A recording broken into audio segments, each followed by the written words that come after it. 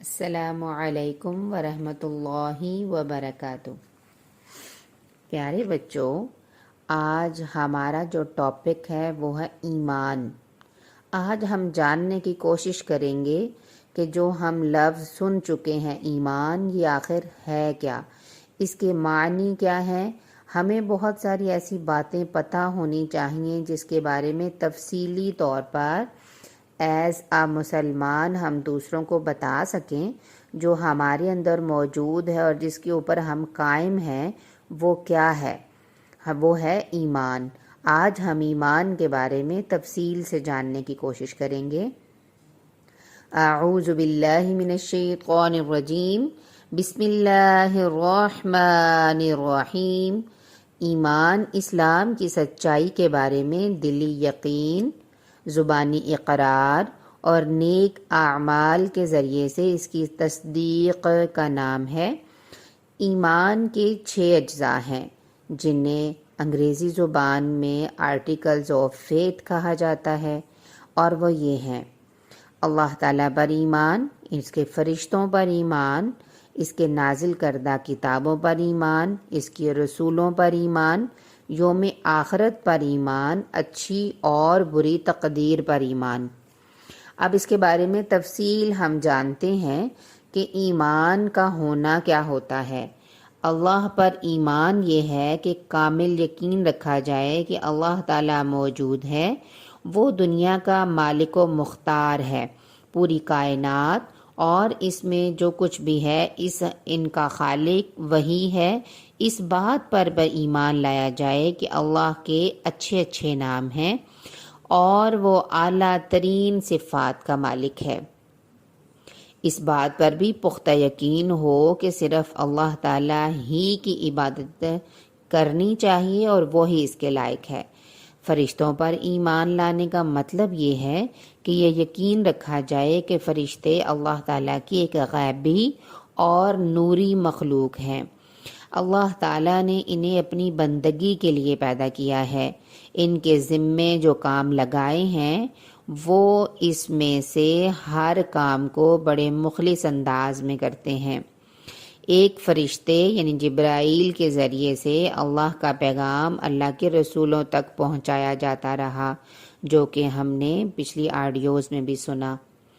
اللہ کی نازل کردہ کتابوں پر ایمان، اس بات پر یقین کامل رکھنے کا نام ہے کہ اللہ تعالیٰ نے اپنے بندوں کی ہدایت اور رہنمائی کے لیے وقتاً فوقتاً جو چھوٹی بڑی کتابیں اپنے رسولوں کے ذریعے سے نازل فرمائیں وہ سب برحق ہیں، اور ان میں سے صرف قرآن مجید اپنی اصلی شکل میں مکمل طور پر محفوظ ہے اور قیامت تک کے لیے محفوظ رہے گا انشاءاللہ۔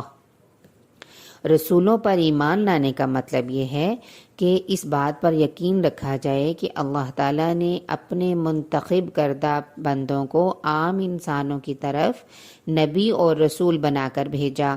وہ حق کے داعی، اچھے اعمال پر انعام کی خوشخبری سنانے اور برے کاموں پر عذاب الہی سے ڈرانے والے تھے۔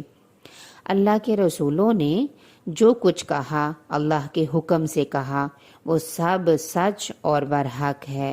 اس بات پر یقین کامل ہونا چاہیے کہ حضرت محمد صلی اللہ علیہ وسلم اللہ کے آخری نبی اور رسول ہیں، تمام انبیاء اور رسول سے افضل ہیں، اور آپ پر نبوت کا سلسلہ ختم ہو چکا ہے۔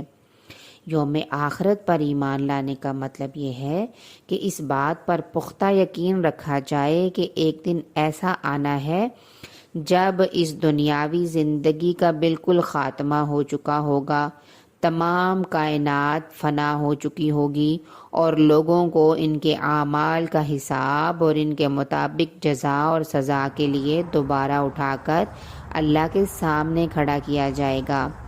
سب کے اعمال میزان یعنی کہ ترازو میں تولے جائیں گے۔ سب کو جہنم کے اوپر بنے ہوئے مشکل پل یعنی جس کو پل صراط کہا جاتا ہے وہاں سے گزریں گے سب۔ نیک لوگ اس پر سے گزرنے میں کامیاب ہو جائیں گے، اور بروں کو راستے میں جو لگے ہوئے ہوں گے کانٹے، تو وہ کھینچ کر جہنم میں پھینک دیں گے۔ استغفر اللہ۔ اللہ تعالی ہمیں ایسے جہنم میں جانے سے معافی دے دے اور ہمیں استغفار کرنے والا بنائے، آمین۔ اچھی اور بری تقدیر پر ایمان لانے کا مطلب یہ ہے کہ اس بات پر پختہ یقین رکھا جائے کہ جو کچھ ہوا، جو کچھ آئندہ ہونے والا ہے، اللہ ہمیشہ اسے جانتا ہے۔ اس کے حکم سے ہی سب کچھ ہوتا ہے، یہ سب کچھ اس نے لکھ رکھا ہے جس طرح اس کے علم میں، اور اس نے جو کیا ہے وہ بالکل برابر ہے اور ٹھیک ہے۔ اسی کو تقدیر کہتے ہیں۔ چنانچہ ہر شخص، ہر چیز اللہ تعالیٰ کی اس تقدیر کے مطابق وقوع پذیر ہوتی ہے۔ کوئی شخص ایمان رکھتا ہے یا نہیں، اس کی چند نشانیاں ہیں، جن میں سے کچھ اللہ تعالیٰ کے نبی نے فرمائی ہیں کہ تم میں سے کوئی شخص اس وقت تک کامل ایماندار نہیں ہو سکتا جب تک وہ اپنے بھائی کے لیے بھی وہی چیز پسند نہ کرے جو وہ اپنے لیے پسند کرے۔ اب ہم نے اس بات کو جان لیا پیارے بچوں کہ ہمیں اپنے ایمان کو مکمل کرنے کے لیے اپنے بھائی کے لیے وہی چیز کو چوز کرنا ہے جو ہم اپنے لیے پسند کرتے ہیں۔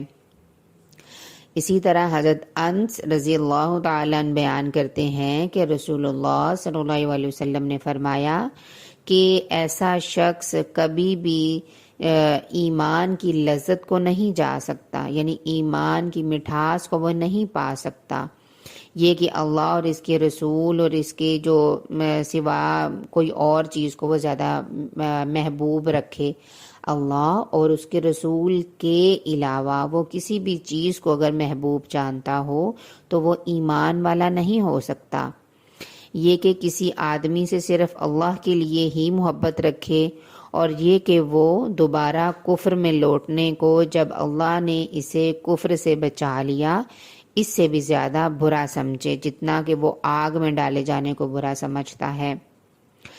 جو شخص اللہ تعالیٰ اور یوم آخرت پر ایمان رکھتا ہے اسے چاہیے کہ وہ اچھی بات کہے یا خاموش رہے۔ جو شخص اللہ اور یوم آخرت پر ایمان رکھتا ہے اسے چاہیے کہ وہ اپنے ہمسائے کی عزت کرے، اور جو شخص اللہ اور یوم آخرت پر ایمان رکھتا ہے اسے چاہیے کہ وہ اپنے مہمان کی عزت کرے۔ اسی کے ساتھ ہمیں پتہ چلتا ہے پیارے بچوں کہ ہمارے ایمان کو مکمل کرنے کے لیے ہمیں ان ساری باتوں کو جو ہم نے سنا ہے اس کے اوپر ہمیں عمل پیرا ہونا چاہیے۔ جزاکم اللہ خیر۔ السلام علیکم ورحمۃ اللہ وبرکاتہ۔